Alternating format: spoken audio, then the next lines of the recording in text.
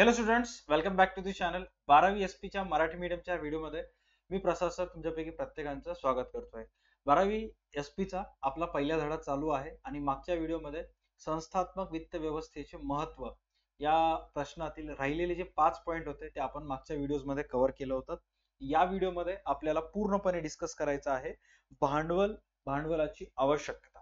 All right, अतिशय महत्वाचा topic आहे, व्यवस्थित समजून घ्या. बघा, 12वी एस पीचा अभ्यास करत असताना अनेक विद्यार्थ्यांचं एक कंप्लेन असते की सर, मुद्दे पाठ होत आहेत तर विश्लेषण लक्षात राहत नाहीये, विश्लेषण लक्षात राहत आहे तर मुद्दे लक्षात राहत नाहीयेत, आणि काही काही मराठी शब्द इतके अवघड आहेत की कितीही प्रयत्न करा त्याचा अर्थ समजत नाहीये. तर आता याच्यावर एकच उपाय आहे. व्हिडिओ बघत असताना जेव्हाही आपला क्लास चालू असेल, पुस्तक डोळ्यासमोर ठेवायची आहे. व्हिडिओमध्ये बॅकग्राऊंड वगैरे तुम्हाला दिसतच आहे. साइड बाय साइड तुम्ही तुमच्या डोळ्यापुढे पुस्तक ठेवा. प्लस आणखी काय काय गोष्टी मी सांगून नीट लक्षात घ्या की एक्सप्लेनेशन मी कोणत्याही पॉइंट देत असताना व्यवस्थित समजून घ्यायचं आहे. आणि एक्झाम मध्ये जो मॅटर करते मोस्ट ते असेल हा बुलेट पॉइंट. राईट, हा जास्तीत जास्त मॅटर करते.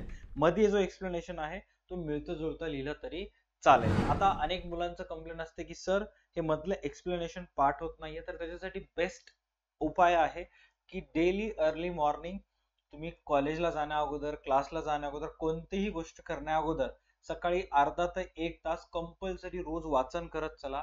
अर्थशास्त्राचे धडे, ओसीएम चे धडे, एसपी चे धडे वाचन करत चला. जेणेकरून काय होईल, तुमच्याजवळ शब्दसाठा वाढेल आणि मेमोरायझिंग करायला सोपं जाईल. ऑलराईट, चला आता सर्वात पहिले बघा, पॉइंट जो आपल्याला डिस्कस करायचा आहे, कॅपिटल रिक्वायरमेंट. तुम्ही 11वीला असताना अकाउंट मध्ये डिस्कस केला होता. 11वी अकाउंट मध्ये शिकला होता. And amount invested into the business by owner is called as capital. म्हणजे व्यवसायामध्ये व्यवसायाच्या मालकाने जे पैसे टाकले जातात त्याला कॅपिटल असं म्हणतात. आता कोणताही मालक ज्याला बिझनेस करायचा आहे तो व्यवसायामध्ये कॅपिटल टाकतो, आणि कॅपिटलचे जे पैसे आहेत त्याच्यानं काय करत असतो? साधं सिंपल आहे, व्यवसायाशी रिलेटेड ऍक्टिव्हिटीज करत असतो. आता त्या कॅपिटल मधून काही काही वेळेला तो अशा वस्तू खरेदी करतो जे त्याला व्यवसायाला सर्वात जास्त गरज असते, आणि काही काही वेळेस खरेदी विक्रीसाठी लागणारी वस्तू खरेदी करत असतो. ऑलराईट, आता इथं काय सांगण्यात आलेलं आहे की एका बिझनेसला भांडवलाची आवश्यकता का असते. हे बिझनेसला भांडवलाची आवश्यकता असते का असते म्हणजे असं झालं की एका मनुष्याला ऑक्सिजनची काय गरज असते, एका जिवंत माणसाला पाण्याची काय गरज असते. साधं सिंपल लॉजिक आहे. जर मनुष्याला जिवंत राहायचं असेल तर त्याला ऑक्सिजन कंपल्सरी लागेल, त्याला पाणी कंपल्सरी लागेल. त्याच पद्धतीनं कोणताही व्यवसाय जर रन करायचा असेल तर त्या व्यवसायाला कशाची आवश्यकता लागते? भांडवलाची आवश्यकता लागते. म्हणजेच काय, पैशाची आवश्यकता लागते. आता इथं काय सांगण्यात आलेलं आहे चेक करा. मी वाचत असताना तुम्ही तुमची नजर जी आहे ते तुमच्या वही पुस्तकीमध्ये ठेवायची आहे. पॉइंट मध्ये काय सांगण्यात आलेलं आहे, जेव्हा उद्योजक एखाद्या व्यावसायिक प्रकल्पांची कल्पना करतो तेव्हा त्या कल्पनेच्या व्यावसायिक शक्यतांचा शोध घेऊ लागतो. अनेक वेळा लक्ष द्या, कोणताही बिझनेसमॅन जो आहे, जो बिझनेस स्टार्ट करत असतो, तर बिझनेस स्टार्ट करण्या अगोदर बिझनेस भलेही वास्तुशांती किंवा बिझनेसचे जे उद्यापन आहे, व्यवसायाची सुरुवात आहे, भलेही सपोज एखादा बिझनेसमॅन ना, नीट लक्ष द्या, 1 जानेवारी 2025 रोजी व्यवसाय त्याचा सुरू केला. ओके, दुकान वगैरे स्टार्ट केलं, बिझनेस स्टार्ट केलं. बट ऍक्च्युअल मध्ये भौतिक स्वरूपात त्याचं दुकान जे आहे ते 1 जानेवारीला स्टार्ट झालेलं आहे. बट बॅकएंडला त्याच्या माइंड मध्ये मागच्या कित्येक वर्षापासून मला हा बिझनेस करायचा आहे, मला अशा अशा पद्धतीने व्यवहार करायचे आहेत, मला हे वस्तू खरेदी करायची आहे, मला इकडून वस्तू आणायच्या आहे, त्या साईडला विकायचं आहे. त्याच्या मनामध्ये ऑलरेडी त्यानं बॅकएंडला विचार करायला चालू केला होता. राईट, असं असतं का की 31 डिसेंबर 2024 ला विचार आला आणि 1 जानेवारी 2025 ला बिझनेस टाकला? असं नाही. कोणताही व्यावसायिक असेल, बिझनेस चालू करण्याच्या अगोदर बॅकएंडला त्याच्या मनामध्ये अनेक दिवसांपासून ते प्लॅनिंग चालू असते की मला कशा पद्धतीने व्यवसाय करायचा आहे, मला कशा पद्धतीने माझ्या व्यवसायातील व्यवहार हाताळायचे. तेच तुम्हाला इथं सांगण्यात आलेलं आहे. काय सांगण्यात आलेलं आहे? त्या कल्पनेच्या व्यावसायिक शक्यतांचा शोध घेऊ लागतो, आणि मग त्याच्या माइंड मध्ये जे चालू आहे, सपोज त्यानं जर डिसाईड केलं की बाबा 1 जानेवारी 2025 पासून मला जो आहे तो माझा एक सुपर मार्केट स्टार्ट करायचा आहे, तर तो काय करेल, सुपर मार्केट स्टार्ट करण्याच्या अगोदरच 1 जानेवारीच्या अगोदरच म्हणजे जून, जुलै, ऑगस्ट 2024 मध्ये विचार करेल मला सुपर मार्केटमध्ये विकण्यासाठी अनेक प्रकारचे ग्रॉसरी किराणा सामान लागतात, तर ते मी कुठून आणू? मला अनेक प्रकारचे ट्रॉली सेटअप वगैरे करावं लागत असतात, तर ते मी कुठून आणू? माझ्या सुपर मार्केटमध्ये सीसीटीव्ही कॅमेरे वगैरे लागत असतील, तर ते सीसीटीव्ही कॅमेरे वगैरे मी कुठून आणू? सुपर मार्केटमध्ये जर एअर कंडिशन असेल, एसी ची व्यवस्था केली, तर कस्टमर जास्तीत जास्त वेळ आपल्या सुपर मार्केटमध्ये टाइम स्पेंड करत असतो. तर मग अशा पद्धतीने एसी ची खरेदी कुठं करू? जे गोष्टी तो या 1 जानेवारी 2025 पासून सुरू करणार आहे, त्याच्या बिझनेस मध्ये व्यवहार करणार आहे, त्याचा विचार जो आहे तो अगोदरच करतो असतो. काय सांगण्यात आलेलं आहे? तो त्या कल्पनेच्या आधारे व्यावसायिक शक्यतांचा शोध घेऊ लागतो. त्यानंतर प्रकल्पाच्या व्यवहार्यतेविषयी समाधानकारक उत्तर मिळाल्यावर तो प्रकल्प उभारणीचे पावले उचलतो. आणि मग सुपर मार्केट जरी टाकायचं म्हणलं, तर अगोदर तो चेक करतो, मी ज्या गावामध्ये सुपर मार्केट टाकायलो खरंच तिथं तो सुपर मार्केट चलेल का? राईट. तिथले ज्या गावातील जे लोक आहेत त्यांचं उत्पन्न तेवढं आहे का की ते सुपर मार्केटमध्ये येऊन वस्तू घेतील? सर्वसाधारणपणे जर पाहायला गेलं तर सुपर मार्केटमध्ये अनेक वस्तू महागड्या असतात. काही बेसिक जीवनावश्यक वस्तू आहे, जसं की तेल, साखर, भाजीपाला, हे स्वस्त मिळतात. बट बाकी अननेसेसरीली जी गोष्ट आहे त्याचे रेट गरजेपेक्षा जास्त सुपर मार्केटमध्ये असतात. तर ते त्याची विक्री होईल का? त्या वस्तूची चालेल का? किंवा माझ्या गावात मी लहानाचं मोठं झालोय, याचा अर्थ असा नाही की मी तिथेच व्यवहार करू, मी दुसरीकडून कुठेही जाऊन व्यवहार करू शकतो. तर मला जो सुपर मार्केट टाकायचा आहे त्याची बेस्ट जागा कुठं आहे काय नाही हे अगोदरच विचार करतो. जोपर्यंत मनाला सॅटिस्फॅक्शन मिळणार नाही, मनाला समाधानकारक उत्तर मिळणार नाही, तोपर्यंत चालू करत नाही. आणि मग इन बिटवीन दिस तो व्यवसाय मालक जो आहे किंवा जो व्यक्ती आहे जो बिझनेस स्टार्ट करायला आहे, तो त्यानं असं डिसाईड केलं की तो त्या गावामध्ये राहतोय, त्या गावाचं नाव आहे अंबड. ओके. आणि त्याने विचार केला, यार मी तर अंबड मध्ये राहतो, जालना जिल्ह्यातील, आणि माझ्या गावाची जी लोकसंख्या आहे ती अराउंड 80,000 रुपये, 80,000 गावाची लोकसंख्या आहे. आणि मग त्याला कोणीतरी सजेस्ट केलं, यार तुला सुपर मार्केट टाकायचंच आहे, तुला पैसे खर्चच करायचे, तुला आयुष्यात पुढे जायचंच आहे, तर तू अंबड मध्ये टाकल्यापेक्षा तू सरळ सरळ काय कर, जालना सारख्या मोठ्या ठिकाणी जा, जिल्हा स्तरावर जाऊन टाक, जेणेकरून इथं जर आपल्या गावामध्ये टाकलास तर फक्त 80,000 लोक येतील, त्यातले पण लोक काही येणार नाही. बट जालन्यासारख्या ठिकाणी टाकलास जिथं लोकसंख्या 10 लाखापेक्षा जास्त आहे, मग तुला उलट फायदा होईल. आणि मग अशा प्रकारचे जोपर्यंत आता सुपर मार्केट टाकणाऱ्या व्यक्तीला विचार पडला, हा यार खरंच मनाला आता समाधान झालं, जोपर्यंत असे सॅटिस्फाईड करणारे उत्तर मिळत नाहीत तोपर्यंत प्रकल्प उभारणीचे पावले उचलत नाही, तोपर्यंत तो पावले उचलणार नाही जोपर्यंत बॅकएंडला सर्व गोष्टी क्लिअर झालं, सामान कुठं खरेदी करायचं, कशा पद्धतीने विकायचं, ऑनलाईन बिलिंग कसं करायचं काय नाही, कर्मचाऱ्यांची म्हणजे हाताखाली कोणकोणते कर्मचारी काम करतील काय नाही, हे अशा अनेक प्रश्नांची उत्तर जोपर्यंत त्या व्यवसाय मालकाला मिळत नाहीत तोपर्यंत प्रकल्प उभारणीचं, सुपर मार्केटचं टाकण्याचा पाऊल किंवा सुपर मार्केट टाकायचा विचार तो करत नाही. त्यानंतर काय सांगण्यात आलेलं आहे, पहिले व महत्वाचे पाऊल म्हणजे व्यवसाय चालवण्यासाठी किती भांडवल आवश्यक आहे, हा अतिशय महत्वाचा पॉइंट आहे. बघा, कोणतंही बिझनेस जर चालवायचा असेल तर करंट सिच्युएशनला कशाची आवश्यकता असते? पैशाची आवश्यकता असते. आणि या पॉइंट मध्ये काय सांगण्यात आलेलं आहे, पहिले व खूप महत्वाचे पाऊल म्हणजे व्यवसाय चालवण्यासाठी किती भांडवल आवश्यक आहे. सुपर मार्केट चालवण्यासाठी तुम्हाला एक्झॅक्ट किती लाखांची गरज आहे, लाख तर काय पुरतच नाहीत, किती करोड रुपये आज तुम्हाला लागतात त्याचा विचार तुम्हाला करावा लागेल. त्यानंतर काय सांगण्यात आलेलं आहे, व कोणत्या स्वरूपात आवश्यक आहे याचा निर्णय अत्यंत काळजीपूर्वक घेणे, अत्यंत काळजीपूर्वक घेणे. म्हणजेच काय की सुपर मार्केट टाकण्यासाठी तुम्हाला किती पैसा लागेल, आणि ते पैसा जर तुमच्याजवळ नसेल तर ते पैसा तुम्ही कुठून उभारणी कराल, कुठून ते पैसा आणाल काय नाही, याचा विचार अत्यंत काळजीपूर्वक तुम्हाला घ्यावा लागतो. नाहीतर असं होऊन जाईल, याच्याकडून तुम्ही पैसे घेतलात, त्यांना लगेच दुसऱ्या दिवशी मागायला येऊन बसेल की भाई मला माझे पैसे दे, मग सुपर मार्केट काय साधं मार्केट पण राहणार नाही त्याच्यामध्ये. त्यामुळं पैसे उभारणी करत असताना तुम्हाला व्यवस्थित काळजीपूर्वक विचार करून घ्यायचा आहे. त्याच्यानंतर काय सांगण्यात आलेलं आहे, आर्थिक नियोजनाचा मसुदा तयार करताना सद्यस्थितीचे तसेच भविष्यातील परिस्थितीचा विचार करावा लागतो. म्हणून भांडवलाच्या आवश्यकतेचे प्रमाण ठरविताना उद्योजकाला स्थिर भांडवल व खेळते भांडवल याची आवश्यकता विचारात घ्यावी लागते. बघा, कधी पण लक्षात घ्या की आर्थिक नियोजनाचा मसुदा तयार करत असताना, आर्थिक नियोजनाचा मसुदा हा अत्यंत महत्वाचा शब्द आहे. आर्थिक नियोजनाचा मसुदा म्हणजेच काय? नियोजन म्हणजेच काय? भविष्यामध्ये काय करायचं त्याचा अगोदरच विचार करून ठेवणे, राईट. आर्थिक नियोजन म्हणजेच काय की पैशाशी रिलेटेड इन फ्युचर मध्ये आपल्याला कोणते कोणते डिसिजन घ्यायचे. उदाहरणार्थ आज 2024 मध्ये तुमच्या सुपर मार्केटसाठी 1 करोड रुपये लागत आहेत, तर त्यातले 50 लाख तुम्ही स्वतः टाकला.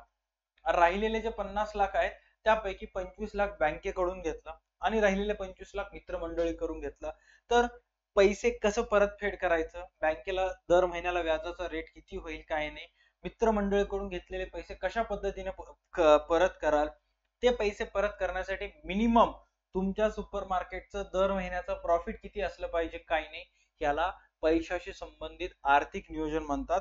याचा विचार अगोदरपासून करावा लागते. काय सांगण्यात आलेलं आहे की आर्थिक नियोजनाचा मसुदा तयार करताना सद्यस्थितीत तसेच भविष्यातील परिस्थितीचा विचार करावा लागतो. म्हणून भांडवलाच्या आवश्यकतेचे प्रमाण ठरविताना उद्योजकाला स्थिर भांडवल व खेळते भांडवल याची आवश्यकता विचारात घ्यावी लागते. आणि मग अशा प्रकारचे जे पैसे आहेत, जसं बँकेकडून जर पैसे घेतलात तर आता बँकेकडून पैसे घेतल्यानंतर बँक सांगते बाबा सर आम्ही तुम्हाला 15 वर्षासाठी लोन द्यायलो, मस्त पैकी बिंदास 25 लाख रुपये आमच्याकडून घेतलेले एन्जॉय करा आणि आम्हाला दर महिना जे पण काही व्याजाचे होईल ते पैसे आणून द्या. माझा 25 लाखाचं तर टेन्शन मिटलं. राहिलेले जे 25 लाख रुपये आहेत तर ते 25 लाख रुपये कोणी मित्र म्हटलं की मला 6 महिन्यात दे, कोणी म्हटलं तर 3 महिन्यात दे. मग तेवढे पैसे आपल्याजवळ त्या टाइमला असतील का याचा सुद्धा विचार करावा लागतो. आणि मग अशा अनेक गोष्टींमुळे व्यवसाय मालक काय करते, व्यवसायामध्ये जे 1 करोड रुपये आहेत त्याचं विभागणी करते 2 भांडवलामध्ये. एक भांडवल त्याचं नाव व्यवसाय मालक ठेवतो किंवा सुपर मार्केटचा मालक ठेवतो स्थिर भांडवल, आणि दुसऱ्याचं नाव आहे खेळते भांडवल, फिक्स्ड कॅपिटल, वर्किंग कॅपिटल. स्थिर भांडवल, खेळते भांडवल असं नाव ठेवून टाकतो आणि आपल्याला विचारात घ्यावं लागते. आता सध्या स्थितीमध्ये आपण जो आहे तो इन डेप्थ विस्तृत अभ्यास करूयात कशाचा, स्थिर भांडवलाचा. आता एकदम सोपी गोष्ट आहे. स्थिर भांडवल, स्थिर म्हणजे काय? स्टेबल, फिक्स्ड, न हलणारे, अनफ्लक्च्युएट. ऑलराईट. आता व्यवस्थित चेक करा. आपल्या बिझनेसमध्ये अनेक वेळा पैसे आल्यानंतर जेव्हाही तुम्हाला एका बिझनेसची उभारणी करायची असते, सपोज सुपर मार्केटचं तुम्हाला आपण बिझनेस सेटअप करायला, तर त्या सुपर मार्केट मध्ये आपण जे रॅक वगैरे घेतलं ज्याच्यामध्ये आपण सामान ठेवतो वगैरे, तर त्याचा जो रॅक वगैरे आहे किंवा फर्निचर वगैरे केलं ते 1-2 दिवसासाठी केलं का? नाही सर, आपण दीर्घकाळासाठी केलं. 15-20 वर्ष एकदम मजबूत पद्धतीने ते सर्व फर्निचर व्यवसायामध्ये असलं पाहिजे. आपण आपल्या सुपर मार्केटमध्ये सीसीटीव्ही कॅमेरे लावलो, 1-2 दिवसासाठी लावलो का? नाही सर, आपण ते सर्व जे गोष्टी सीसीटीव्ही कॅमेरे वगैरे आहेत ते दीर्घ कालावधीसाठी लावलं. आपण आपल्या सुपर मार्केटमध्ये एसी बसवलं, आपण आपल्या सुपर मार्केटमध्ये अनेक प्रकारचे लिफ्ट सुद्धा बसवलं, जेणेकरून प्रत्येक कस्टमरला विविध जे डिफरंट फ्लोअर्स आहेत सुपर मार्केटमध्ये ते एक्सप्लोर करता यावं म्हणून. आता लिफ्ट जे आहे ते 1-2 दिवसासाठी बसवलं का? नाही सर, जोपर्यंत आपला व्यवसाय दीर्घ काळापर्यंत चालेल तोपर्यंत आपल्याला त्या ऍसेटचा वापर करायचा आहे. साधं सिंपल. जर व्यवसाय मालकांना एखाद्या गोष्टीवर खर्च केलं व्यवसायात आणि ते खर्च केल्यामुळं त्याला दीर्घ काळापर्यंत बेनिफिट मिळत असेल, ज्या ज्या गोष्टीवर त्यानं खर्च केला आणि त्या खर्च केल्यामुळे त्याला लॉंग टर्म पर्यंत बेनिफिट मिळत असेल, तर त्या खर्चाला कॅपिटल एक्सपेंडिचर असे म्हणतात, जे की आपण अकाउंट्स मध्ये टाइप्स ऑफ एक्सपेंडिचर मध्ये 11वीला डिस्कस केलं होतं, राईट. खर्चाचे प्रकार मध्ये भांडवली खर्च असं त्याला म्हणतात. आता इथं काय सांगण्यात आलेलं आहे चेक करा. दीर्घ कालावधीसाठी वापरली जाणारी तसेच विक्रीच्या उद्देशाने न घेतलेली मालमत्ता खरेदी करण्यासाठी जे भांडवल लागते त्याला स्थिर भांडवल असे म्हणतात. आता आपल्या सुपर मार्केटमध्ये व्यवस्थित चेक करा. आपल्या सुपर मार्केटमध्ये आपण काय केलं, फर्निचर परचेस केलं, फर्निचर बनवून घेतलं, ज्याच्यासाठी आपल्याला 5 लाख रुपये लागले, राईट. बिलिंग करण्यासाठी कॅश काउंटरवर डिफरंट कम्प्युटरचे सेटअप बसवलं, राईट. आणि प्रत्येक कम्प्युटर आपल्याला 1 लाखचं पडलं. असे 5 कम्प्युटर आहेत, 5 लाख रुपये लागले. आपण आपल्या सुपर मार्केटमध्ये लिफ्ट बसवलं, त्याला 10 लाख रुपये लागले. पैसेच मोजा तुम्ही. सगळीकडे सुपर मार्केटमध्ये कॅमेरा, सीसीटीव्ही कॅमेराज वगैरे बसवलं, राईट. आणि त्या सीसीटीव्हीच्या कॅमेराच्या सेटअपसाठी 2 लाख रुपये आपल्याला लागले. सीसीटीव्ही कॅमेराच्या सेटअपसाठी 2 लाख रुपीज आपल्याला लागले.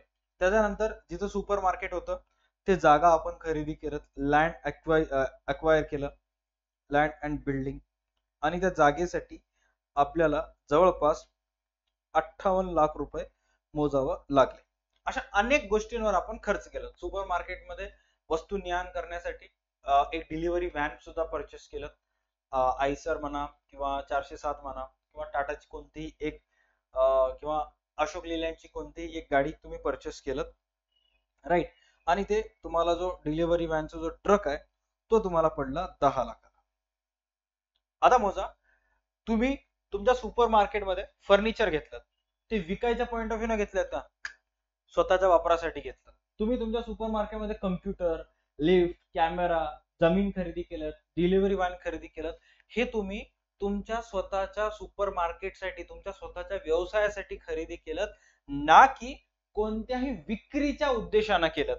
काय सांगलेलं आहे, दीर्घ कालावधीसाठी वापरली जाणारी तसंच विक्रीच्या उद्देशानं न घेतलेली मालमत्ता. मालमत्ता म्हणजेच काय, ऍसेट्स. आता हे सर्व गोष्टी तुमच्यासाठी काय आहेत, तुमचे ऍसेट्स आहेत. ऍसेट्स म्हणजेच काय, तुमच्यासाठी तुमची संपत्ती आहे. तुमच्यासाठी काय, तुमची संपत्ती आहे. आणि ही जी संपत्ती आहे, व्यवस्थित चेक करा, खरेदी करण्यासाठी जे पैसे लागलेत, किती रुपये लागलेत तुम्हाला, 5 आणि 5 10 20 80 90, टोटल असे 90 लाख रुपये जे लागलेत. ह्या 90 लाख रुपयाला तुम्हाला म्हणावं लागेल स्थिर मालमत्ता किंवा स्थिर भांडवल. कोणते भांडवल, स्थिर भांडवल किंवा स्थिर मालमत्ता तुम्हाला म्हणावे लागेल. कारण या सर्व गोष्टीवर खर्च केला, या सर्व गोष्टीचा खरेदी मागील उद्देश विक्री करणे नसून व्यवसायासाठी दीर्घ कालावधीपर्यंत वापरण्यासाठी केला जातो. त्यामुळे याला स्थिर भांडवल, व्यवसायाचे स्थिर भांडवल असे गृहीत धरले जाते. थोडक्यात सरळ शब्दात, सोप्या भाषेत जर सांगायचं असेल, काय सांगण्यात आलेलं आहे चेक करा, की सरळ शब्दात मांडावयाचे झाल्यास, सरळ शब्दात मांडावयाचे झाल्यास स्थिर भांडवल म्हणजे कोणत्याही प्रकारची भौतिक मालमत्ता, फिजिकल ऍसेट्स. भौतिक मालमत्ता, फिजिकल ऍसेट्स म्हणजे जे तुम्ही हाताने स्पर्श करू शकता, जे फिजिकली तुम्हाला दिसू शकते. उदाहरणार्थ फर्निचर दिसू शकते, फिजिकल अपीयरन्स आहे, कम्प्युटर दिसेल, लिफ्ट दिसेल, camera, land and building, truck, हे सर्व तुम्हाला फिजिकली दिसू शकतात.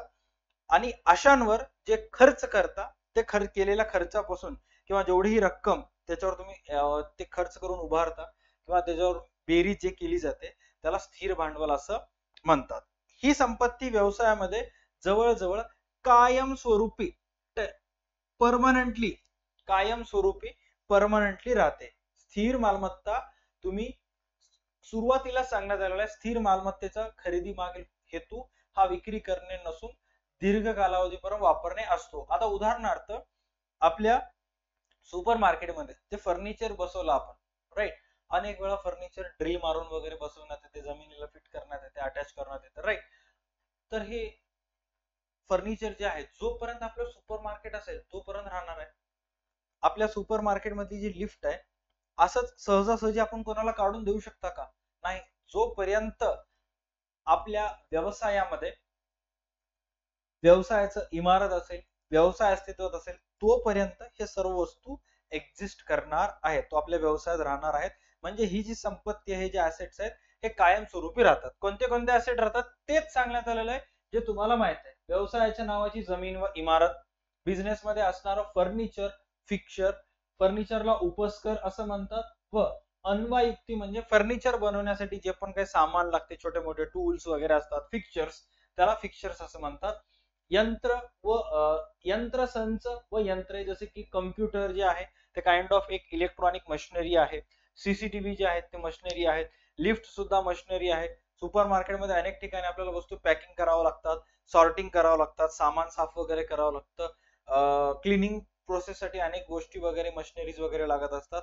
तर हे सर्व आपल्यासाठी, आपल्या व्यवसायासाठी काय आहेत, स्थिर भांडवल आहेत आणि ही गुंतवणुकीची उदाहरणे आहेत, राईट. आपल्या बिझनेसमध्ये जर स्वतःच्या बिझनेसमध्ये पैसे इन्व्हेस्ट करायचे असेल तर आपल्याला कंपल्सरी लागते. इन्व्हेस्टमेंट म्हणजेच काय, की जिथं पैसे टाकल्यामुळे तुम्हाला गरजेपेक्षा जास्त पैसा मिळेल किंवा एक्स्ट्रा बेनिफिट मिळेल, त्याला इन्व्हेस्टमेंट असं म्हणतात. राईट, साधं सिंपल आहे. आता बिझनेस मध्ये जर कम्प्युटर असेल, तुम्हाला बिलिंग करायला सोपं जाते, ज्याच्यामुळे तुमच्या उत्पादनात वाढ होते. बिझनेस मध्ये फर्निचर वगैरे असेल तर प्रत्येक वस्तू सुपर मार्केटमध्ये व्यवस्थित ठेवता येतात. मग ग्राहकाला जर प्रत्येक गोष्ट व्यवस्थित दिसली तर अधिकाधिक वस्तूची खरेदी करत असतो. त्यानंतर काय सांगण्यात आलेलं आहे, नवीन कंपनीच्या स्थापनेवेळी अशा प्रकारची भांडवलाची आवश्यकता असते. साधे सिंपल लॉजिक आहे. कोणताही नवीन बिझनेस जर सेटअप व्हायचा असेल तर सुरुवातीला काय करावं लागणार आहे, आज भारतामध्ये तुम्ही कशाचाही बिझनेस टाका, सुरुवातीला तुम्हाला भांडवल लागणारच आहे. राईट, तुम्हाला जर एखादी स्कूल टाकायचं असेल, शाळा टाकायचं असेल तरी सुद्धा तुम्हाला जागा लागते. तुम्हाला एक मिठाईचं दुकान टाकायचं असेल, जागा लागते, मशिनरीज वगैरे लागतात. म्हणजे सुरुवातीला जो कॅपिटल एक्सपेंडिचर आहे तो तुम्हाला कंपल्सरी करावाच लागतो. त्यानंतर काय सांगण्यात आलेलं आहे, चेक करा. तथापि विद्यमान कंपन्यांना विस्तार व विकास कार्यक्रमांना वित्त पुरवठा करण्यासाठी अशा भांडवलांची गरज असते. आता इथं एकदमच त्यांनी काय केलेत, पॉइंट चेंज करून टाकले, त्याच्यामुळे अनेक मुलं भडकटून जातात. काय सांगण्यात आलेलं आहे, तथापि विद्यमान कंपन्या, आता जे नवीन बिझनेसेस आहेत, जे अगोदरपासून म्हणजे लेटेस्ट फॉर्म मध्ये स्टार्ट झालेले बिझनेसेस आहेत किंवा व्यवसाय चालू होणार आहेत, त्यांना तर जो स्थिर भांडवल आहे त्याची तर आवश्यकता आहेच आहे. बट जे बिझनेस मागच्या 20 वर्षापासून 25 वर्षापासून ऑलरेडी बिझनेस करायलेत, त्यांना जर त्यांचा व्यवसाय, जे ऑलरेडी बिझनेस करत आहेत त्यांना जर त्यांचं व्यवसायाचं एक्सपेन्शन व डेव्हलपमेंट करायचं असेल, म्हणजे बिझनेस त्यांना वाढवायचा असेल, त्यांना त्यांचा बिझनेस विस्तार करायचा असेल, तर विस्तार व विकास कार्यक्रमांना वित्त पुरवठा करण्यासाठी अशा भांडवलांची गरज असते.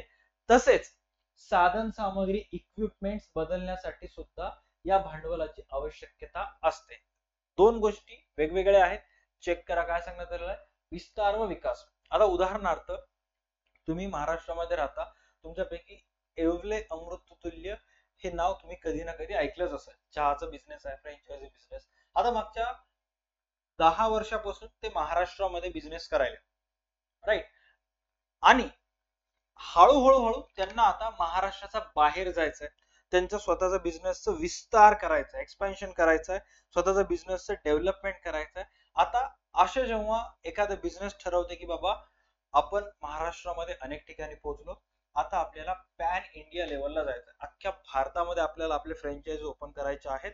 मग अशा वेळेस जेव्हा मोठ्या प्रमाणावर त्यांना फ्रँचायझी ओपन करायचे असतात, आज तुम्ही जर त्यांच्या फेसबुक पेजवर बघितलं तर रोज एका ठिकाणी त्यांचं फ्रँचायझीचं ऑफिसचं जे आहे, फ्रँचायझीचं आउटलेट ओपन होत असतात.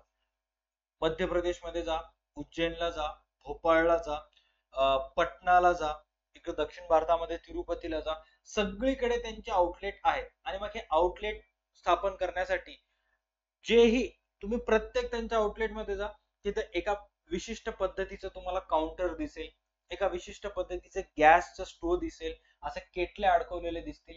हे सगळं त्यांच्यासाठी व्यवसायामध्ये लागणारं भांडवल आहे, स्थिर भांडवल आहे.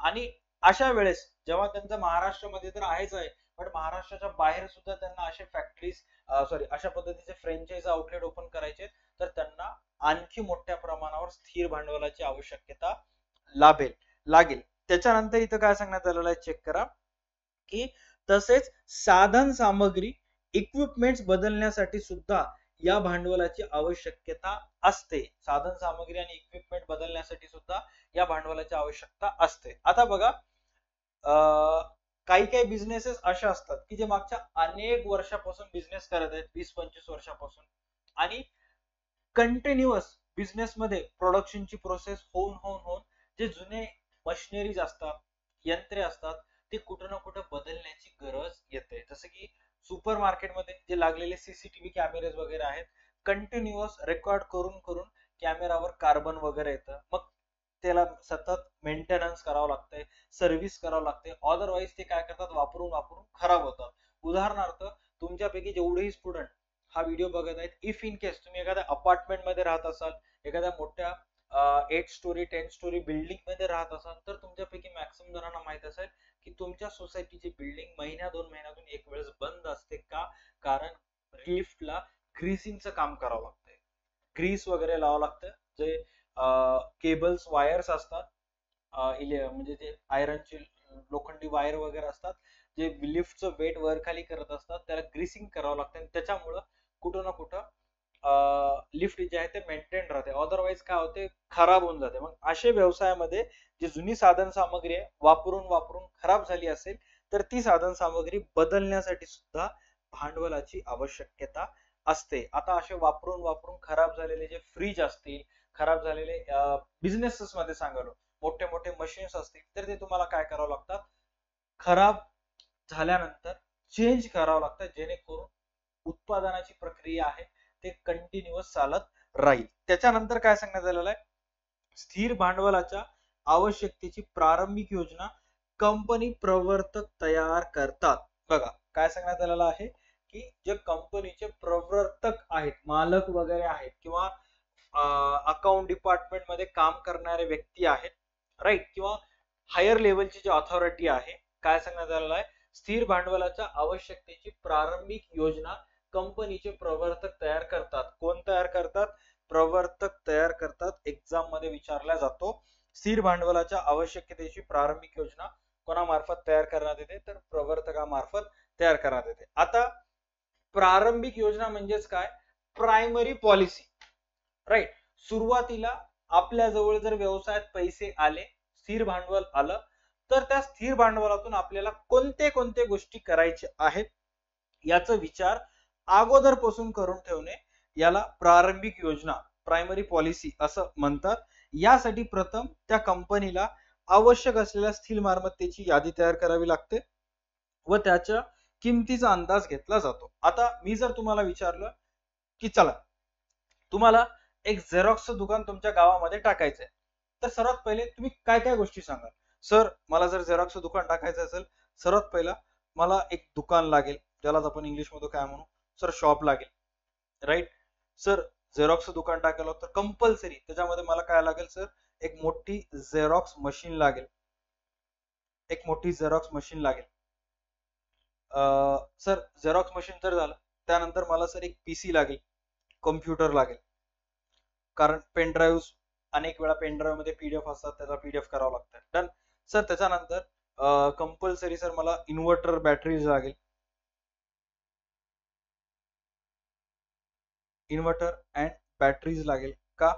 तर सर इन्व्हर्टर बॅटरी जर राहिलं तर लाईट गेलं तरी मी नॉनस्टॉप काम करू शकतो.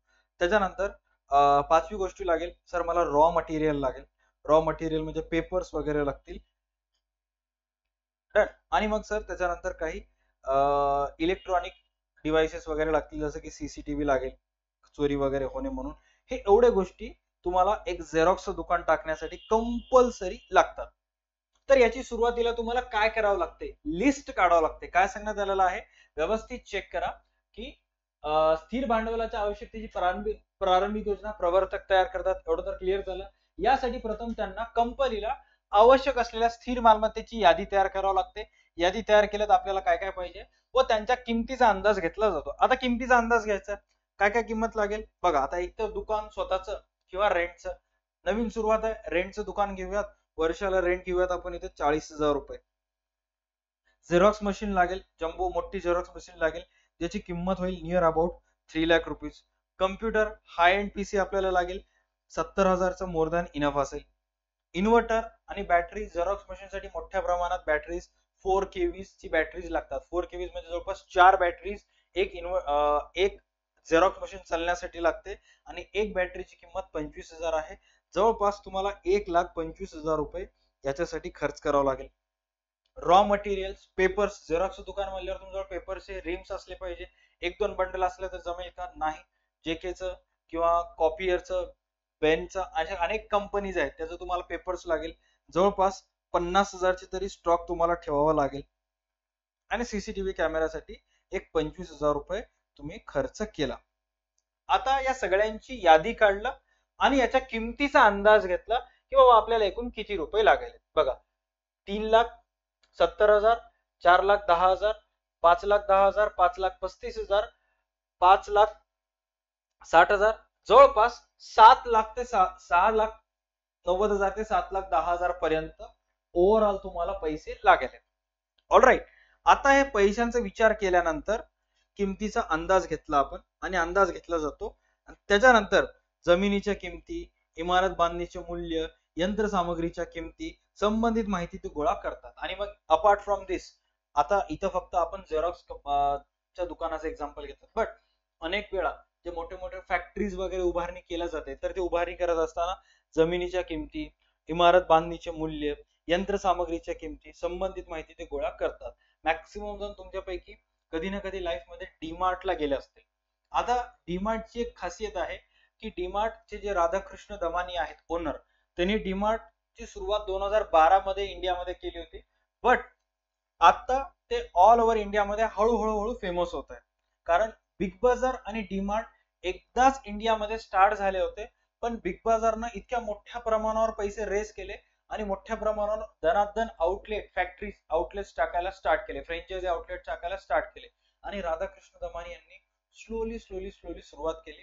फरक फक्त एवढंच होता, बिग बाजारने जिथं जिथं त्यांचं शॉप स्टार्ट केलं होतं त्या प्रत्येक ठिकाणी त्यांनी किरायानं दुकान घेतलं होतं.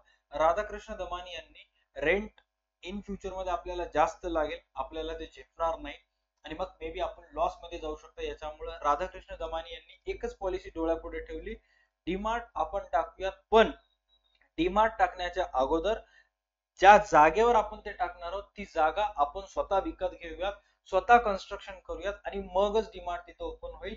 अदरवाईज होणार नाही. कारण उद्या जर डीमार्ट चाललं, उद्या जर विक्री वाढली आणि जर सपोज ज्याची जागा आहे त्यानं जर आपल्याला किरायाला देण्यास कॉन्ट्रॅक्ट रद्द केलं, तर मग एवढं सगळं सुपर मार्केटचा पसारा घेऊन जायचं कुठं?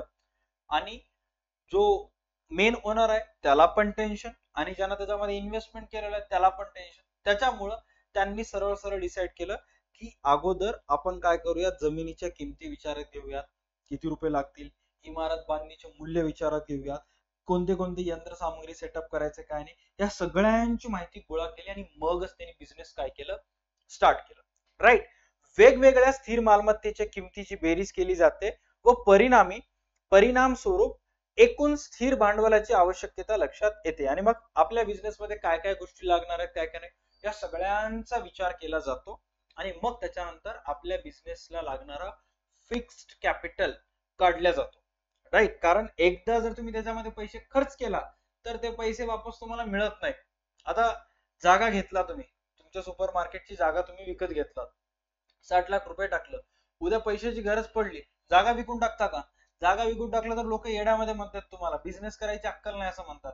स्थिर कॅपिटल म्हणजेच काय? बिझनेस मध्ये पैसा टाकला ते इझिली तुम्हाला मिळत नाही, ते व्यवसाय रन करावा लागते, त्याचा वापर तुम्हाला करत राहावा लागते. कारण पहिल्याच वाक्यामध्ये तुम्हाला सांगण्यात आलेलं आहे की दीर्घ कालावधीसाठी वापरली जाणारी तसेच विक्रीच्या उद्देशाने न घेतलेली मालमत्ता ची बेरीज किंवा त्या मालमत्तेसाठी लागणारा पैसा म्हणजे काय? स्थिर भांडवल आहे. व्हिडिओ चालू होऊन जवळपास 20 मिनिटांपेक्षा जास्त झालं, 25 मिनिटांपेक्षा जास्त झालं. आतापर्यंत मी फक्त फोकस केलेला आहे तुम्हाला स्थिर भांडवल ही कल्पना, ही जी संकल्पना आहे ते समजून सांगण्यासाठी. बिग बुल बॅच मध्ये आपण उगच काहीतरी आलं एक्सप्लेनेशन दिलं असं नाही, आपण प्रत्येक गोष्ट 12वी कॉमर्स मराठी मीडियमच्या मुलांसाठी एकदम सोप्या भाषेत सांगत आहोत. कारण आपल्या युट्यूब चॅनलवर सगळे तळागाळातले लोक, खेडोपाड्यापर्यंत आपलं युट्यूब चॅनल गेलेलं आहे आणि जेणेकरून उद्देश एकच आहे की महाराष्ट्रातले जेवढेही मराठी मीडियमचे स्टुडंट आहेत ते सुद्धा इंग्लिश मीडियमच्या स्टुडंटच्या खांद्याला खांदा लावून सर्व गोष्टी शिकले पाहिजे. असं नाही की बाबा ते मेट्रो सिटीज मधले हुशार, मी ग्रामीण भागामध्ये राहतो, मी असं नाही. त्यामुळं इफ इन केस आणखी सुद्धा हा व्हिडिओ युट्यूबला ऑलरेडी ऑब्व्हियसली जाणारच आहे कारण बेसिक मुद्दा आहे, बट ज्यांनी कोर्स परचेस केलाय त्यांच्यासोबत आपल्याला अन्याय करायचा नाहीये. कारण मी जर त्यांच्याकडून कोर्सचे पैसे घेतले आणि युट्यूबला फ्री व्हिडिओ टाकलं मग ते योग्य ठरणार नाही. युट्यूबला फक्त आणि फक्त हे पहिले 5 पॉइंट येतील, बाकी राहिलेले 5 पॉइंट जे आहेत ते आपण आपल्या ऍप्लिकेशन मध्ये डिस्कस करूया. राईट. प्रत्येक धड्यातले जे 2-4 प्रश्न आहेत ते युट्यूबवर येतील, बाकी सर्व व्हिडिओ आपल्या DHO अकॅडमीच्या बिग बुल बॅच मध्ये येतील. भलेही तुम्ही हा व्हिडिओ 2025 बोर्ड साठी बघत असाल, 2026 बोर्ड साठी, 27 बोर्ड साठी, कोणत्याही बोर्ड साठी बघा, बिग बुल बॅच अवेलेबल असेल at a very low cost for all subject. Either तुम्ही इंग्लिश मिडियमचे असा किंवा मराठी मिडियमचे असा. अधिक माहितीसाठी प्ले स्टोअरला आपले ऍप्लिकेशन आहे DHU अकॅडमीचं ऍप डाउनलोड करून तिथून तुम्ही माहिती घेऊ शकता. ओके, आता इथं काय सांगण्यात आलेलं आहे चेक करा. अलीकडच्या काळात म्हणजे इन रिसेंट टाइम्स, अलीकडच्या काळात इन रिसेंट टाइम्स जॉब्सची संख्या कमी झाली आणि जॉब्स नसल्यामुळं प्रत्येक जण आज भारतामध्ये स्वतःच बिझनेस स्टार्टअप करायचंय, मला स्वतःचा बिझनेस स्टार्ट करायचा आहे, मला एंटरप्रेन्युअर व्हायचं आहे, हे उद्देश माइंडसेट डोळ्यापुढे ठेवून काम करत आहेत. आणि हे सर्व गोष्टी होत असताना भांडवलाची गरज लक्षात घेऊन त्याला विशेष महत्व दिले गेलेले आहे. विशेषतः आधुनिक औद्योगिक प्रक्रियांमुळे भांडवली साधन सामग्री कॅपिटल इक्विपमेंट्स वाढता वापर यास कारणीभूत आहे. आज बिझनेस मध्ये बघा किती साऱ्या गोष्टी आहेत.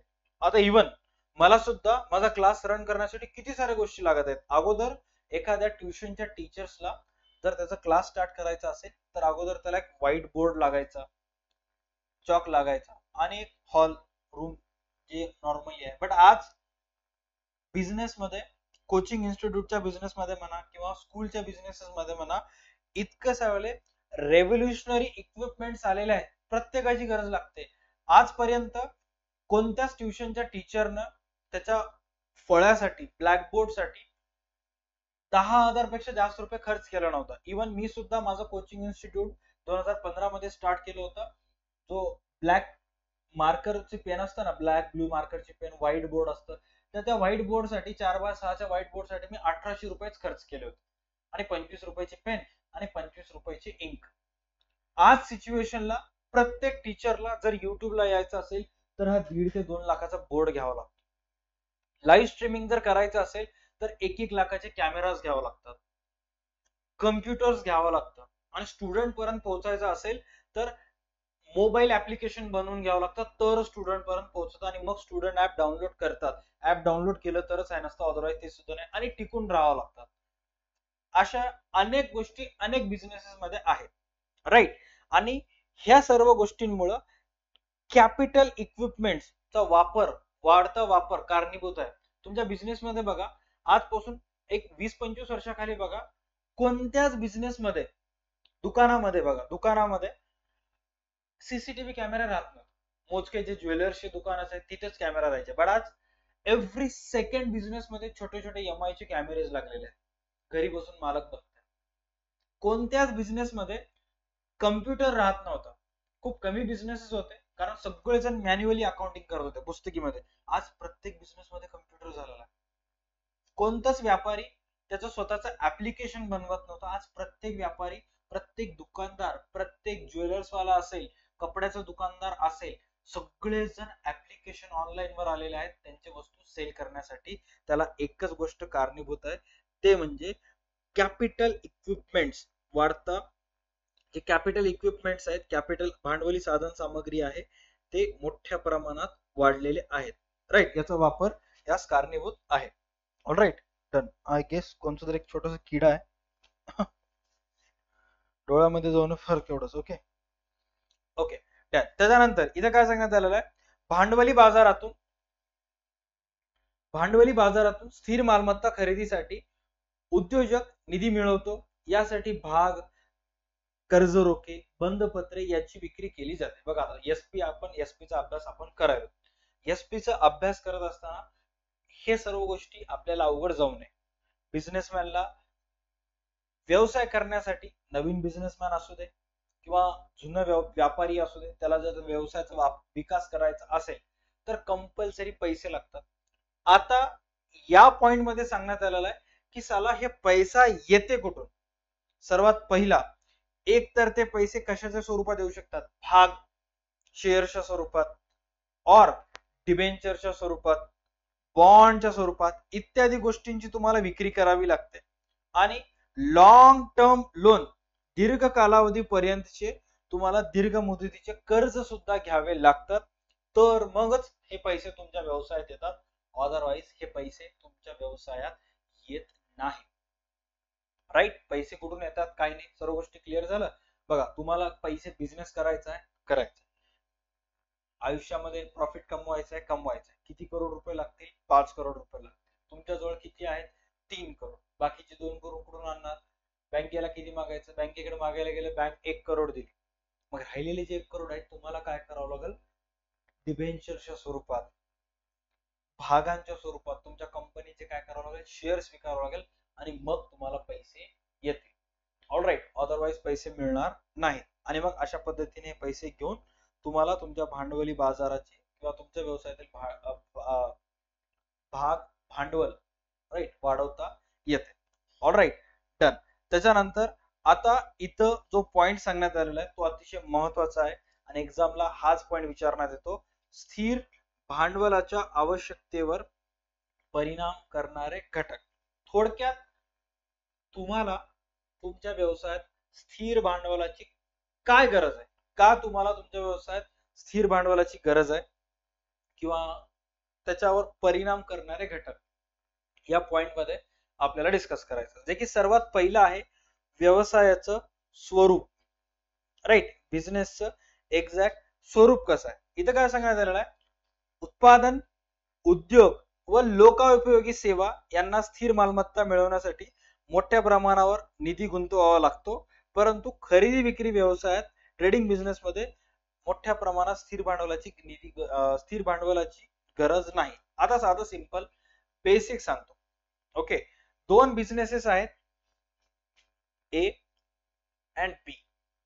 आता ए नावाचा जो बिझनेसमॅन आहे, ए नावाचा जो बिझनेस आहे, त्याची एक बिझनेसची मोठी फॅक्टरी आहे. एक फॅक्टरी त्याने टाकला आणि त्या फॅक्टरीमध्ये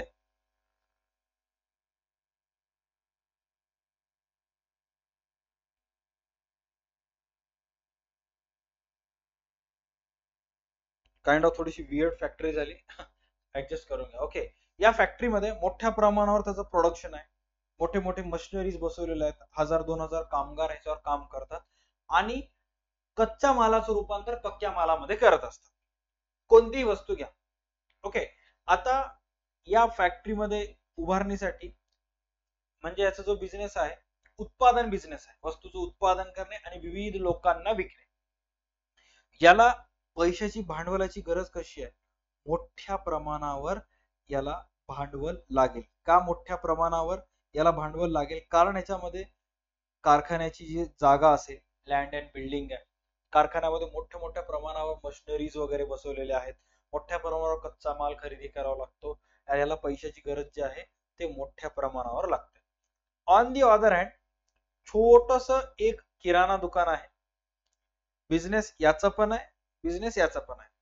पैसा तुम भी कमाओगे, पैसा हम भी कमाएंगे. बिझनेस तुम भी करोगे, बिझनेस हम भी करेंगे. पण हा जो बिझनेस आहे याला मोठ्या प्रमाणावर भांडवलाची आवश्यकता लागते. हा जो बिझनेस आहे हा छोटा किराणा दुकान आहे. याचं काम एकच, सकाळी सकाळी जायचं, मोठ्या प्रमाणावर वस्तू खरेदी करायचं. चिप्सचे पॅकेट्स, शॅम्पूचे पॅकेट्स, तेलाचे पॅकेट्स, चॉकलेट्स, दूध पॅकेट्स. एका गल्लीतल्या किराणा दुकानाला काय लागतं ते सर्व खरेदी करायचं, दिवसभर विकून पैसे जमा करायचे, वापस दुसऱ्या दिवशी जायचं, सकाळी खरेदी करायचं, विकायचं. याला मोठ्या प्रमाणावर पैसा लागतो का? नाही. कारण व्यवसायाचं जो स्वरूप आहे तो फक्त छोटा आहे, खरेदी विक्रीचा आहे, ट्रेडिंग बिझनेस आहे. ट्रेडिंग बिझनेस मध्ये पैसा लागत नाही. का? खरेदी करायचं, विकायचं, विकल्यानंतर पैसे घेणे, खरेदी करताना पैसे देऊन टाकणे, याला ट्रेडिंग बिझनेस म्हणतात. बट जो प्रोडक्शन बिझनेस असतो त्याला मोठ्या प्रमाणावर वस्तूचं उत्पादन करण्यासाठी, यंत्रसामग्री अपग्रेड करण्यासाठी, यंत्रसामग्रीचं हाताळणी करण्यासाठी, फॅक्टरी एवढी मोठी फॅक्टरी आहे ते सांभाळण्यासाठी त्याला कंपल्सरी जे आहे ते मोठ्या प्रमाणावर भांडवलाची आवश्यकता असते. थोडक्यात सांगण्यात आलेलं आहे उत्पादन उद्योग, उत्पादन करणारे उद्योग, लोक उपयोगी सेवा यांना स्थिर मालमत्ता मिळवण्यासाठी मोठ्या प्रमाणावर निधी गुंतवावा लागतो. राईट, मोठ्या प्रमाणावर निधी गुंतवावा लागतो. पण खरेदी विक्रीचे छोटे मोठे ट्रेडिंग बिझनेस असेल त्यांना मोठ्या प्रमाणावर स्थिर भांडवलाची गरज नसते. हा झाला तुमचा पहिला पॉइंट. दुसऱ्या पॉइंट मध्ये काय सांगण्यात आलेलं आहे? व्यवसायाचे आकारमान.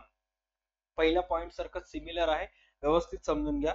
जेव्हा एखाद्या व्यवसायाची मोठ्या प्रमाणावर व्यापार करण्याची लार्ज स्केल बेसिसवर मोठ्या प्रमाणावर व्यापार म्हणजेच लार्ज स्केल बेसिसवर स्थापना केली जाते तेव्हा नैसर्गिकपणे अधिक स्थिर भांडवलाची गरज असते, कारण या व्यवसायाचा बहुतेक सर्वच प्रक्रिया स्वयंचलित तंत्रे व उपकरण यावर आधारित असतात.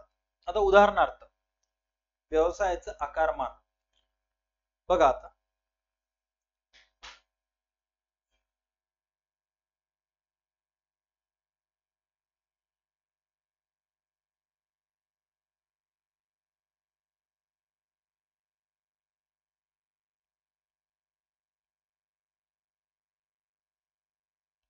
डीमार्ट आहे, ओके, आणि ऑन दी अदर हँड एक छोटस तारक मेहता का उलटा चष्मा बघला, त्याच्यामध्ये अब्दुलचं किराणा दुकान असतो, राईट. असं एक छोटस किराणा दुकान. दोन्ही बिझनेस आहेत, दोन्ही मध्ये वस्तू विकतात, बट व्यवसायाचा आकारमान कोणाचं मोठं? सर व्यवसायाचा आकारमान डीमार्टचं मोठं. का? कारण पॉइंट मध्ये काय सांगण्यात आलेलं आहे, जेव्हा एखाद्या व्यवसायाची मोठ्या प्रमाणावर व्यापार करण्यासाठी लार्ज स्केलवर स्थापना केली जाते. आता डीमार्ट जेव्हा त्याच्या मालकामार्फत स्थापन करण्यात येतो तर त्या मालकाचा उद्देश असतं की आजूबाजूच्या एरियामध्ये जेवढेही 20-25 हजार लोक आहेत ते माझ्याकडे येऊन वस्तूची खरेदी करतील, इतक्या मोठ्या प्रमाणावर स्थापना केली जाते. बट जेव्हा एका गल्लीमध्ये छोटं दुकानदार असतो त्याला काय वाटतं की बाबा माझ्या गल्लीमध्ये जे 15-20-30 घरं आहेत त्या घरातले जर प्रत्येक जण रोज थोडं थोडं सामान घेऊन गेलं तर माझ्यासाठी मोर दॅन इनफ. फरक कळालं. डीमार्टचा जो स्थापना मागील हेतू आहे ते हेतू काय आहे की मोठ्या प्रमाणावर व्यापार करण्यासाठी, लार्ज स्केलवर बिझनेसवर व्यापार करण्यासाठी त्याची स्थापना केलेली आहे. आणि नॅचरली डीमार्ट सारख्या बिझनेसमध्ये जर स्थापन करायचं असेल एक आउटलेट तर स्थिर भांडवलाची गरज असते, कारण या व्यवसायाचा बहुतेक सर्वच प्रक्रिया स्वयंचलित यंत्रे व उपकरणे यावर आधारित असतो. स्वयंचलित यंत्रे व उपकरणे बघा, आता एका डीमार्ट सारख्या ठिकाणी स्वयंचलित यंत्रे व उपकरणे असतात का? एका छोट्याशा किराणा दुकानदार मध्ये गेलात तर त्याला प्रत्येक ठिकाणी त्याला बिल करत असते, हा याचे 10 रुपये 20 रुपये हाताने लिहित असते. बट डीमार्ट मध्ये गेला एखाद्या कोणत्याही चिप्सचं पॅकेट घ्या किंवा बटरचं पॅकेट घ्या, तो फक्त काय करतो, इन्फ्रारेडचा लाल कलरची लाईट असते त्याच्यानं त्या QR कोडला स्कॅन करतो, ऑटोमॅटिक तिथं बिल जनरेट होतं, एक बटन दाबला तर ऑटोमॅटिक बिल बाहेर येतं आणि तुमचे पैसे जमा होतात. उपकरणे जास्त, एका किराणा दुकानामध्ये एक छोटस फ्रीज असतं त्याच्यामध्ये लिमिटेड नंबर ऑफ पाण्याची बॉटल्स असतात, लिमिटेड नंबर ऑफ वॉटर पाण्याचे पाऊच असतात, छोटे मोठे 15-20 कोल्ड्रिंकचे बाटल्या असतात, दॅट्स इट. पण एका डीमार्ट मध्ये जर गेलात आईस्क्रीमचं सेक्शन एकीकडे, कोल्ड्रिंकचं सेक्शन एकीकडे, अनेक अशा जे गोष्टी जे नाशवंत पेरिशेबल गुड्स असतात त्याचं सेक्शन एकीकडे, किचनचं जर सेक्शन वस्तू जर घ्यायचं असेल तर त्याचं सेक्शन एकीकडे, ब्रेड बटर जॅम जेली अशा वस्तू जर घ्यायच्या असतील एकीकडे, कपड्याचं जर घ्यायचं असेल एकीकडे, अनेक क्रॉकरीशी रिलेटेड वस्तू घ्यायचं तर त्याचं सेक्शन एकीकडे, सेपरेट सेपरेट सेक्शन वाईज वस्तूची विभागणी करण्यात तिथे येते. आणि त्याच्यामुळं साधी सिंपल गोष्ट आहे की भांडवल कंपल्सरी जास्त लागते, राईट. पहिलं पॉइंट सोपं आहे, दुसरा पॉइंट पण सोपं आहे, तिसरा पॉइंट काय सांगण्यात आलेला आहे, व्यवसायाची व्याप्ती. व्यवसायाची व्याप्ती म्हणजेच काय की स्कोप. साधं सिंपल आहे, काय सांगण्यात आलेलं आहे, एखादी व्यावसायिक संस्था जेव्हा उत्पादन व वितरण अशा संपूर्ण कार्यासाठी स्थापना केली जाते तेव्हा अधिक प्रमाणात स्थिर भांडवलाची आवश्यकता असते. बघा, आता काही काही बिझनेस असे असतात की ज्यांचा स्कोप आहे ते मोठ्या प्रमाणावर असते. आता उदाहरणार्थ ह्या फॅक्टरीचा विचार करा. आता फॅक्टरीचा स्कोप काय, प्रोडक्शन करणं, पॅकेजिंग करणं, डिस्ट्रीब्युशन करणं, सेल करणं, ऍडव्हर्टाइज करणं, कारण यांना यांचा ब्रँड मोठा करायचा आहे. बट या छोट्याशा किराणा दुकानदाराला काहीच करायचं नाहीये. कस्टमर ज्या ज्या वस्तूची मागणी करायले ते वस्तू मोठ्या मार्केट मधून जाऊन आणणे आणि लोकांना, गल्लीतल्या एरियातल्या लोकांना विकणे. याला या छोट्या दुकानदाराला ना पॅकेजिंग करायचं आहे, ना ब्रँडिंग करायचं आहे, ना मार्केटिंग करायचं आहे, ना प्रोडक्शन करायचं आहे, काहीच करायचं नाही, कारण ह्या छोट्या दुकानदाराची व्याप्ती मर्यादित आहेत. बट जर तुमच्या व्यवसायामध्ये अनेक गोष्टी होत असतात, रॉ मटेरियल खरेदी करणं, त्याच्यावर प्रोसेस करणं, पॅकेज करणं, कच्च्या मालाचं रूपांतर पक्क्या मालामध्ये करणं, पॅकेजिंग करून सेकंडरी पॅकेजिंग करणं, विविध लॅब टेस्ट त्या वस्तूचं करणं, एक्सपायरी डेट वगैरे टाकणं, वस्तूची ऍडव्हर्टाईज करणं, सर्व ग्राहकांपर्यंत ते पोहोचणं, अशा वेळेस तुमच्या व्यवसायाची व्याप्ती कशी असते, जास्त असते. जेवढं तुमच्या व्यवसायाची व्याप्ती जास्त तेवढं भांडवल तुम्हाला जास्त, राईट. आणि ऑन दी अदर हँड छोटस किराणा दुकानदार आहे, त्याला काहीच घेणं देणं नाहीये. तो फक्त कस्टमरला विचारतो तुम्हाला साबण पाहिजे, ठीक आहे, कोणती साबण पाहिजे, कस्टमर मला लक्स, ठीक आहे, थोडंच थांबा, उद्यापर्यंत तुम्हाला मिळून जाईल. बाजारात जातो, लक्स साबण आणून गल्लीतल्या दुकानदाराला विकून टाकतो. उद्या तेच कस्टमर म्हणला नाही नाही मला लक्स साबण पाहिजे नाही, मला दुसरी साबण पाहिजे, तर मग तो काय करतो, ठीक आहे कोणती पाहिजे, नाही सर मला संतूर पाहिजे, जातो आणून विकतो. ह्याला काही टेन्शन आहे का, काहीच टेन्शन नाहीये. बट या फॅक्टरीवाल्याला जर सपोज ही लक्स कंपनीची फॅक्टरी आहे आणि ह्याला जर म्हणलं संतूरचे साबण पाहिजे, तर मग ह्याला ते पॉसिबल नाही, कारण याची व्याप्ती कशी आहे, अमर्याद व्याप्ती आहे. याला याचा बिझनेस लगेच चेंज करता येत नाही. त्यानंतर भाडे तत्वाचे प्रमाण बघा. आता एक ओल्डेस्ट फॉर्म ऑफ ट्रान्झॅक्शन आहे, ज्याच्यामध्ये भाडे तत्वाचे प्रमाण लीज बेसिस असं म्हणतात. नॉर्मली काय होते, जेव्हा तुम्ही आम्ही बिझनेस करत असतो, राईट, किंवा तुम्ही आम्ही एखाद्या घरामध्ये राहत असतो, तर आपण काय करतो, त्या घर मालकाला दर महिन्याला रेंट देत असतो. जेवढेही किराया आहे घर मालकाला दरमहा रेंट आपला आपण देत असतो. जे पण काही रेंट असेल आपण देत असतो. जानेवारी मधलं राहिलं जानेवारीचं रेंट, फेब्रुवारीचं रेंट किंवा वर्षभराचं रेंट एकदाच आपण देत असतो. बट काही काही ठिकाणी जे जमिनी असतात, जे जागा असतात, ते भाडे तत्वावर लीजवर देण्यात येतं. म्हणजेच काय की सपोज ही बिल्डिंग आहे आणि हे बिल्डिंग तुम्हाला पाहिजे, बिझनेस करायसाठी पाहिजे, राईट, तर या बिल्डिंगचं एकदाच 10 वर्षाचं भाडं 10 लाख रुपये सपोज भाडं आहे, एकदाच 10 वर्षाचं भाडं देऊन टाकायचं आणि ही जागा तुम्ही 10 वर्षासाठी वापरू शकता, राईट. त्याच्यामध्ये सुद्धा दोन टाईप असतात, ज्याला गावरानी भाषेमध्ये असं म्हणतात की जागेला भाडं नाही पैशाला व्याज नाही.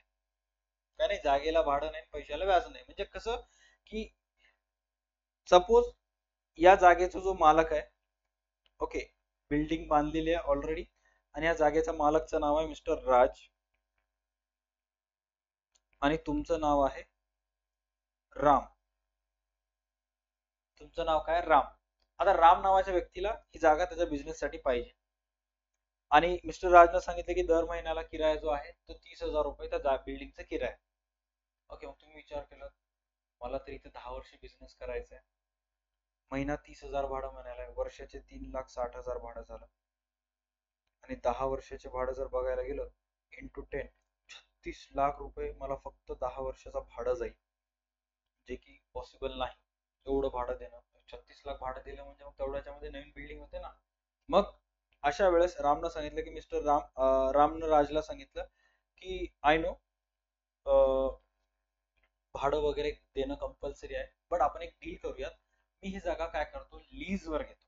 लीजवर म्हणजेच काय की एकदाच 10 वर्षाचं जे पण काही भाडं होईल कमी किमतीमध्ये भाडं तुम्हाला देऊन टाकतो आणि 10 वर्ष जागा माझ्या नावानं करा. 10 वर्षानंतर मला माझे व्याजाचे मी दिलेले पैसे देऊन टाका आणि मी बिल्डिंग तुम्हाला देईन. म्हणजे साधं सिंपल लॉजिक काय, आता जर दर महिन्याला किरायाने दिलं तर दर महिना 36,000 राजला मिळत राहते.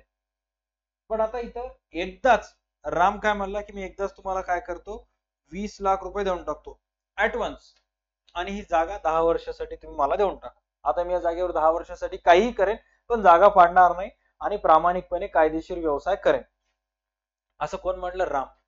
आता राज म्हणलाय जाऊ दे, कुठं 36,000 रुपये घेत बसल्यापेक्षा दर महिन्याला मागत बसा, एकदाच 20 लाख रुपये देतो म्हणाला घेऊन टाकायचं आणि 20 लाख रुपयानं काय करेल, सरळ सरळ राज घेऊन बँकेमध्ये एफडी ला टाकून टाकेल 10 वर्षासाठी. 10 वर्षानंतर एफडी तोडेन, 10 वर्षापर्यंत व्याज ठेवून घेईन कोण, राज, आणि 10 वर्षानंतर 20 लाख रुपये रामला देऊन टाकेल.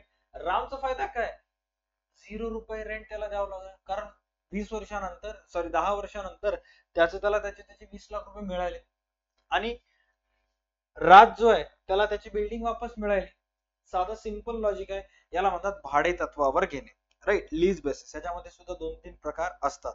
जर उद्योजकाचे भाडे तत्वावर मालमत्ता संपादन करण्याचे निर्णय घेतला असेल तर व्यवसायात कमी प्रमाणावर निधीची आवश्यकता असते, कारण साधी सिंपल गोष्ट आहे, दर महिन्याला रेंट द्यायची गरज नाहीये, त्यामुळे भाडे तत्वावर घेणं सुद्धा फायदेशीर ठरते. 5वं पॉइंट काय सांगण्यात आलेला आहे, उपकराराची व्यवस्था. उपकरार म्हणजेच काय, सब कॉन्ट्रॅक्ट, जे की अतिशय महत्वाचं आहे. बघा आता रतन टाटा अनेक प्रकारच्या सेगमेंट मधले 4 व्हीलर्स जे आहेत ते मॅन्युफॅक्चर करतात, राईट. नॉर्मल सिडॅन असेल, हॅचबॅक कार्स असतील, एक्सयूव्ही असेल, एसयूव्ही असेल, किंवा एकदम हायब्रिड मोठे मोठे हॅरियर सारखे गाड्या असतील किंवा हेक्सा सारखे गाड्या असतील. आणि अनेक त्यांच्या कार मध्ये बघा, सिटिंग जी अगोदरपेक्षा आता सिटिंग जी व्यवस्था आहे ते एकदम हाय क्वालिटी झालेली आहे. सनरूफ वगैरे आलेले आहेत. समोर इन्फोटेनमेंट सिस्टम एकदम हार्मनचं चांगलं सिस्टमॅटिक बसवलेलं आहे. जो रिअल व्हील ड्राईव्ह एक्सपिरियन्स आहे तो सुद्धा सुधारलेला आहे. गिअरची क्वालिटी सुधारलेली आहे. बट एक गोष्ट मात्र त्यांनी केली नाही ते म्हणजे टायर मॅन्युफॅक्चरिंग. टायर मॅन्युफॅक्चरिंगच्या बिझनेसला त्यांनी हातच लावला नाही. कारण त्यांनी सरळ सरळ विचार केले की बाबा आपलं काम काय, कार बनवणं. आपलं काम काय, मधलं एकदम सिटिंग कॅपॅसिटी, कारचं जे स्ट्रक्चर आहे, टाटाची एकदम फेमस बॉडी आहे, लोहाई बॉडी असं म्हणतात. टाटाची गाडी म्हणजे एकदम 5 स्टार रेटिंग वाली गाडी असते, करेक्ट, फुल सेफ्टी रेटिंग असते त्याला.